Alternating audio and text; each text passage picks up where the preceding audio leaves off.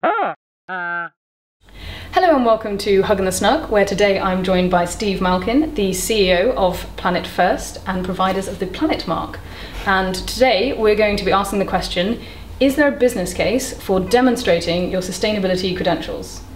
But before you answer that, we're in the Snug, so we have to start with our hug. Thank you so much. Anytime. How wonderful. I know you're going to want to do it, so I'm going to get it out there right at the front. You've got 30 seconds. What is Planet First? What is the Planet Mark? Thank you so much for that opportunity. I really appreciate it. So Planet First is a sustainability consultancy. But most importantly, we are the providers of the Planet Mark, which is a new sustainability certification for businesses and any type of organisation. And we help them make great business sense of sustainability. It's a performance-based program which requires them to reduce their carbon, energy, water and waste, and we help them every single step of the way by making it an employee-led program. So around the country, lots and lots of organisations are becoming Planet Mark certified, and there's something wonderfully unique about it. And I know I'm doing more than 30 seconds, but there's wonderful uniqueness with it, because for the first time ever, the Eden Project have agreed to be part of a sustainability certification. And what that brings is the ability to say, right, we're sustainable, but we have this brand that is known and loved and respected to show that something really, really good is happening here and that people immediately recognise. So, people like you and Life Size Media can receive things like Blue Peter, here's one we made earlier. This is a Planet Mark certification, and it shows that you're measuring and reducing your carbon, your energy, water and waste. It shows that you're engaging your employees and your customers and your supply chain in the process, and it shows that you're committed to continuous improvement in sustainability. And it's signed a little bit by me, but it's also signed by Sir Tim Smith, who is the co-founder of the Eden Project, and this is your certificate. And I'd like to thank you for being part of the solution. It's fabulous. It's really, really great. Perfect, thank you. Enough of that. We're going to now put your impartial hat on, and we're going to get back to our big question. Yeah. So we're talking about, just to remind you, is there a business case for demonstrating sustainability credentials? Okay. Start right at the beginning. What ways are there, other ways, of a business demonstrating their sustainability credentials? What sort of thing are we talking about? So there's a lot of certifications in the marketplace. So there could be specific ones in terms of FSC or Fair Trade. There could be business-related ones like Planet Mark or ISO 14001 or the Carbon Trust or Carbon Neutral and so on. There's different ways of demonstrating your performance in terms of what you're doing on sustainability. Or you could just talk about it. Yeah, so there's an opportunity for a narrative about the way that you're delivering your sustainability, perhaps a little bit like CSR. I think the critical thing here in terms of what you might choose in the way that you might demonstrate it is to try and have some fact and some numbers to support your program, such that it becomes there is a good business case for it, and also then you can reliably talk about it to the outside world. And how, sort of, if there are lots of options out there, how should a business decide which one's suitable for them? Are there ones that are suitable for different businesses of different sizes? Do you have to have all of them? Is there one you start with and then you build up? So a lot of this will be about, with size of organisation is a critical factor, sector is a critical factor, geographical location is a critical factor. I think that's quite a broad section. So let's assume that we might be dealing with small to medium-sized enterprises and organisations of that sort, which could be in the education sector, schools and colleges and so on, and NGOs. So it's not just businesses; it's always, those sort of organisations. And I think that what they might want to do is then consider what demands are being placed upon them from an organisation or business perspective about sustainability.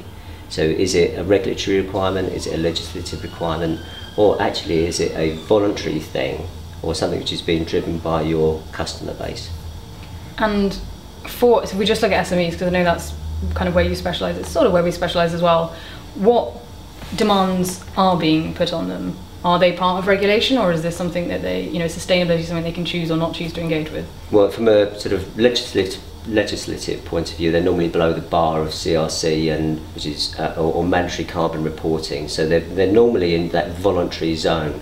There may be some regulatory drivers in there, but we're seeing mostly for SMEs it's about customer demands. And is that happening? Is there customer demand? Yeah, it's real. And so a lot of SMEs are now recognising they're in somebody's supply chain, and then to continue to trade, they need to demonstrate they're performing in terms of sustainability. So customer demands are really what's pushing SMEs.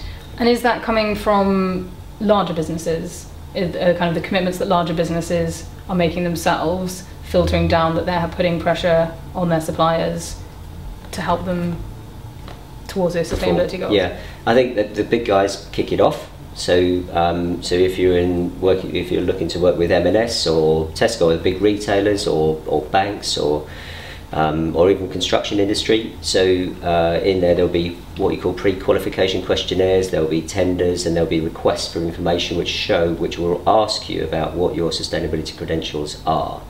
And in there, it's important to have those sort of verified and assured certifications. So having kind of third-party verified, external numbers-driven sort of badges about your sustainability helps, because you can be ticking those boxes when engaging with potential clients and in your own supply chain. Yeah, so yes, absolutely. So I'm always worried about that box ticking thing. Yeah, I mean, because we want it to be real. Because it's where we've been and it's not where we're going. And that change is actually being felt right now. So yes, I think a certification it helps people fill in those boxes, but it's really important to support those boxes with a narrative, which makes it unique. It's a differentiator that people are now looking for. So ISO 14001 and 9001, they're quite prevalent, and so a lot of SMEs are saying, well, actually that's sort of table stakes, that's just to be part of this thing. How do I differentiate myself so I can sort of show that I'm doing something different on sustainability?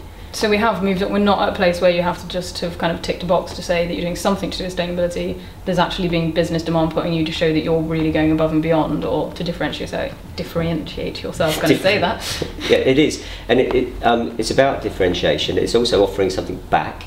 So a supply chain relationship isn't one way; it's two ways. It's a network, isn't it? We're seeing a lot of demands being placed on SMEs who are quite resource stretched already, from any size of organisation that wants to work with them, by saying, not only do I want to know what your sustainability credentials are, I want to know how you are going to help me with my business and on my project. And SMEs have got to respond to that. Okay. So kind of winning business, keeping contracts, keeping relationships, that's one of the big drivers for not only being sustainable, but being able to talk about and demonstrate how sustainable you are. Are there other business drivers? Yes. So typically, after winning new business and business development comes cost saving. They want to know, all right, well, if I do a program, if I'm effective with my program, how much money might I save? So ROI, return on investment, becomes really, really important for an SME. Yeah, makes sense. If you're reducing your energy, reducing your waste, being more efficient with your water, you should be saving money as well. But you should also equate into that resource. So what worries a lot of smaller enterprises and organisations which are stretched, including in the education sector, you say, well, look, how much resource am I going to have to put into this sustainability thing to really, really make it work, right? So a lot of effort goes into building a framework for an organisation, and then they kind of forget about it until they come back to an audit at the end of the year, when they scrabble around trying to tick the boxes, right? So what's the point in putting all of that time and effort into something that you're not actually utilising in your business? So if you can have a more streamlined, more employee-focused activity which excites and engages people into delivering a sustainability program, you can then show that actually this is not a resource drain, it's about employee engagement, which is a positive way of looking at it. And how strong a factor is employer engagement, and does having a strong way of demonstrating that you're doing some sustainability help further with engaging your employees in what you're doing? Well, I was with somebody yesterday, and what we advocate is that you set up a green team in every business. So it's not rocket science, I know that, it's very straightforward, but it does bring people together. And this person said they were going to head up the green team, the green champion. They said, do you know what, this is making me really, really want to work here. Now, look, that's just great. I know it's terribly anecdotal, but we see it all over the place. So we really want people to set up green teams and let their employees have freedom to make change inside the organisation, but based on a business case. Yeah. So if you can show you've got that return on investment, if you can show that actually by doing this particular activity it's going to save money, it's going to introduce health and well-being into the office place, we're all going to be happier, more productive, less absent, we will have a better business as a result. So employee engagement, even for SMEs, is really important. And it's sort of the same question, but kind of asking it again to summarise, because all of those help demonstrate the business case for being sustainable. There is still the counter of, you know, are we putting too much time into trying to demonstrate that we're being sustainable, and we could better put those resources into just being more sustainable? Do we really need certifications and ways of demonstrating it, or should we all just be getting on and doing it? I think there's two things there. One is you should just get on and do it, right? And most companies that you'll go into and you have a look at say, do you know what, you're doing an awful lot on sustainability already, so there's nothing that gets in the way of just getting on and doing it. We never, that's what we subscribe for. It's about performance, doing it.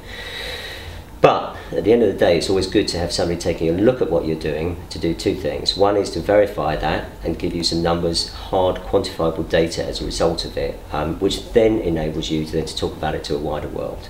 And then you can then start to say, through social media and through your marketing, we have our own personal narrative about what we're doing with our sustainability program, because it's personal. It's about people making it happen. Yeah, you're doing something here to deliver your sustainability, and now you can go and talk about it. I like that. We're all about communicating. Thank you very much. That's all for now. Thank you.